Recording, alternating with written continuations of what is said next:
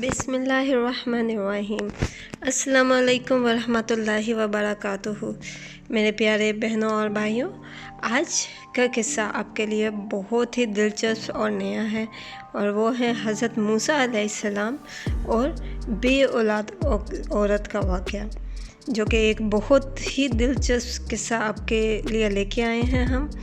تو اس سے پہلے کہ ہم اپنی کہانی سٹارٹ کریں، جو بھی میرے پیارے بہن اور بھائی اس ٹائم پہ یہ ویڈیو دیکھ رہے ہیں اور وہ نئے ہیں یہاں پہ، تو کائنڈلی آپ میرے چینل کو سبسکرائب کر لیجئے، تاکہ جو بھی روزمرہ کی ویڈیوز آتی ہیں ان کا آپ تک پہنچ سکے اور آپ وہ دیکھ سکیں، اور اپنا نام روز کی دعا میں شامل ہونے کے لیے اپنا نام کمنٹس میں ضرور مینشن کریں۔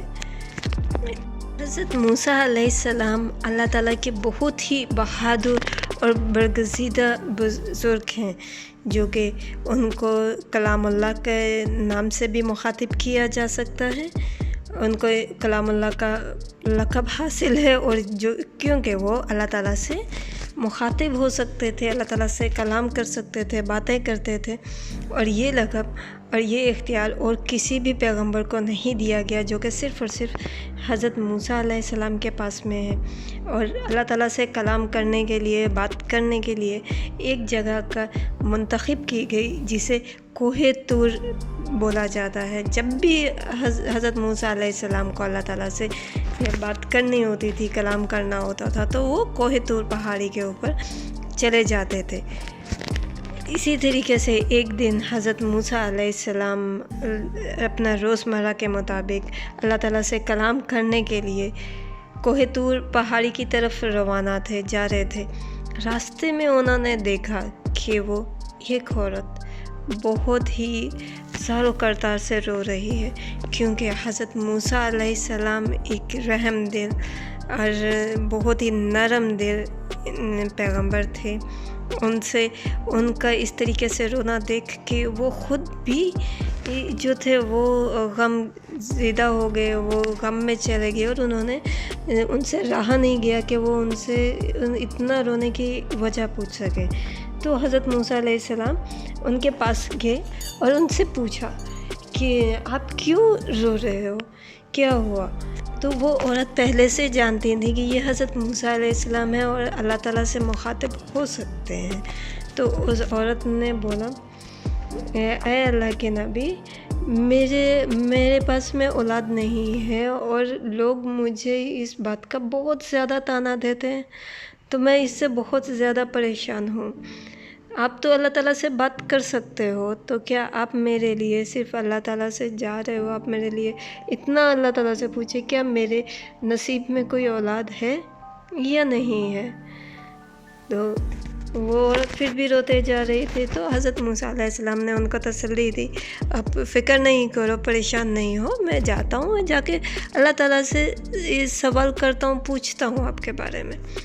تو حضرت موسیٰ علیہ السلام کوہ طور کی طرف چلے گئے، پہاڑی پہ چلے گئے، اللہ تعالیٰ سے بات ہوئی، جتنی بات ہوئی، تو بعد میں حضرت موسیٰ علیہ السلام نے ان عورت کا قصہ بیان کیا اللہ تعالیٰ سے۔ اللہ تعالیٰ نے بولا کہ نہیں، اس کے قسمت میں اسی طریقے سے ہی لکھا ہے، اس کے قسمت میں اولاد نہیں لکھی۔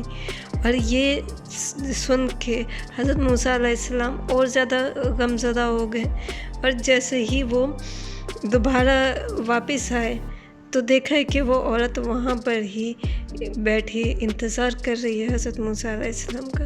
تو حضرت موسیٰ علیہ السلام نے ان کو بولا کہ آپ صبر کرو، اللہ تعالیٰ جسے چاہتا ہے اسے اولاد دیتا ہے، اور جسے چاہتا ہے بیٹا عطا کرتا ہے، جسے چاہتا ہے بیٹی عطا کرتا ہے، اور جسے چاہتا ہے دونوں چیزوں سے ماشاءاللہ نوازتا ہے، بیٹے سے بھی اور بیٹی سے بھی۔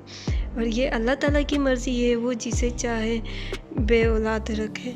تو اس چیز کی فکر نہیں کرو، صبر رکھو اللہ تعالیٰ کے اوپر۔ وہ عورت ان کا بات سن کے چلے جاتے۔ تو کچھ ٹائم کے بعد میں اس عورت کے گھر کے دروازے کے اوپر ایک بزرگ آتے ہیں۔ بزرگ دروازہ کھٹکاتے ہیں اور روٹی مانگتے ہیں کہ مجھے بھوک لگی ہے، ایک روٹی دے دے۔ تو وہ عورت उन बुज़ुर्ग को रोटी देती है तो वो दुआ देने लगते हैं। तो वो औरत बुज़ुर्ग से बोलती है कि आप मुझे अल्लाह के बंदे मेरे हक़ में दुआ करो कि मुझे अल्लाह ताला औलाद दे दे। और कुछ टाइम के बाद में हज़रत मूसा अलैहिस्सलाम को ख़बर पहुंचती है कि उस औरत के पास में औलाद हो गई। तो हज़रत मूसा अलैहिस्सलाम ये ख़बर सुन के अल्लाह ताला के पास में वापस जाते हैं और पूछते हैं कि अल्लाह, आपने तो मुझे बोला था कि उसकी किस्मत में पूरी ज़िंदगी औलाद नहीं है, उसके पास में ये औलाद कैसे हुई? तो पाक अल्लाह ताला बोलते हैं कि ठीक है, मैं ये बात तुम्हें बताऊंगा कि कैसे उसके पास में, लेकिन उससे पहले मेरी एक शर्त है। तुम जाओ वापस दुनिया में, नीचे जाओ और जाके एक प्लेट इंसानी गोश्त की लेके आओ। तो हज़रत मूसा अलैहिस्सलाम वापस अपने कबीले में आ जाते हैं। जैसे ही हज़रत मूसा अलैहिस्सलाम अपने कबीले में आते हैं और बोलते हैं कि मुझे इंसानी गोश्त चाहिए, अल्लाह ताला ने मंगवाया है और मुझे अल्लाह ताला के लिए इंसानी गोश्त चाहिए, तो सब इंसान डर जाते हैं कि यहाँ पे कोई खून रेज़ी नहीं शुरू हो जाए। अगर अल्लाह ताला ने इस दफ़ा इंसानी गोश्त मंगवाया तो ये बार बार यही चीज़ चलेगी और इस तरीके से तो हम लोग ज़िंदा नहीं रह सकेंगे। सब लोग इंसानी गोश्त देने से इनकार कर देते। हज़रत मूसा अलैहिस्सलाम एक एक बंदे के पास में जाता है और कोई भी गोश्त देने के लिए तैयार नहीं होता। फिर वो गुज़र रहे होते हैं, जाते हैं वापस खाली प्लेट लेके वापस अल्लाह ताला की तरफ, उधर कोहे तूर पहाड़ी की तरफ वापस मुड़ रहे होते हैं। तो जब वापस जा रहे होते हैं तो वो देखते हैं कि सहरा में एक बुज़ुर्ग बैठे हैं और अल्लाह ताला से मुखातिब हैं, अल्लाह ताला को बुलाते जा रहे हैं, अल्लाह ताला का ज़िक्र करते जा रहे हैं। वो कहते हैं, हज़रत मूसा अलैहिस्सलाम सोचते हैं कि मैं इनसे भी एक दफ़ा मांग के देख लेता हूँ। हज़रत मूसा अलैहिस्सलाम वो प्लेट लेके उन बुज़ुर्ग के पास में जाते हैं और उनको बोलते हैं, अल्लाह ताला ने इंसानी गोश्त चाहिए, मुझे किसी ने भी नहीं दी, क्या आप मुझे इंसानी गोश्त दे सकते हैं? वो बुज़ुर्ग उनसे छुरी लेते हैं, लेके अपने बाजू के ऊपर से गोश्त उतार के प्लेट में रख देते हैं। तो हज़रत मूसा अलैहिस्सलाम लेके निकलने लगते हैं तो वो बुज़ुर्ग उनको पीछे से आवाज़ देते, कहते हैं रुकिए, क्या पता अल्लाह ताला ने बाजू का नहीं, क्या पता अल्लाह ताला ने गर्दन का गोश्त मांगा हो। तो फिर वो दोबारा से अपने गर्दन के ऊपर से थोड़ा सा गोश्त उतार के वो प्लेट के अंदर रख देते हैं और फिर हज़रत मूसा अलैहिस्सलाम जाने लगते हैं। तो फिर वो आवाज़ आती है, फिर उनको उन्हीं बुज़ुर्ग की आवाज़ आती है और बोलते हैं कि रुकिए, क्या पता अल्लाह ताला ने सीने का गोश्त मांगा हो। तो वो अपने सीने से थोड़ा सा गोश्त उतार के प्लेट में रख देते हैं और फिर हज़रत मूसा अलैहिस्सलाम लेके जाने लगते हैं। तो फिर वो पीछे से ऐसे ही आवाज़ देते हैं तो वो बुज़ुर्ग जगह जगह से अपने जिस्म का गोश्त निकाल के उनको दे देते हैं। हर जिस्म के तकरीबन हर हिस्से का गोश्त थोड़ा थोड़ा करके निकाल के दे देते हैं कि पता नहीं अभी अल्लाह ताला ने कौन सा गोश्त उनसे मांगा है।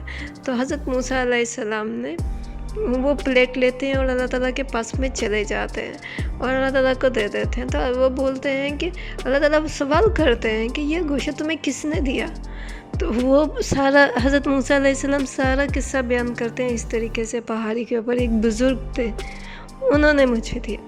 तो फिर अल्लाह ताला उनको बयान करते हैं कि जो बंदा मेरे एक फ़ैसले के ऊपर, मेरे सिर्फ नाम के ऊपर सब कुछ अपना देने के लिए तैयार है, तो वो मैं उस बंदे को उसकी दुआ कैसे रद्द कर सकता था?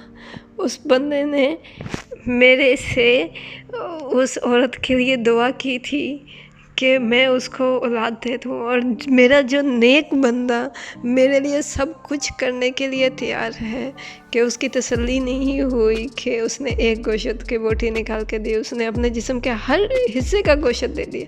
ये सोच के पता नहीं अल्लाह मियाँ को कौन से हिस्से का गोश्त चाहिए होगा, उन्होंने सब दे दिया। तो जो मुझसे इतना प्यार करता है तो मैं उसकी दुआ को रद्द कैसे कर सकता था?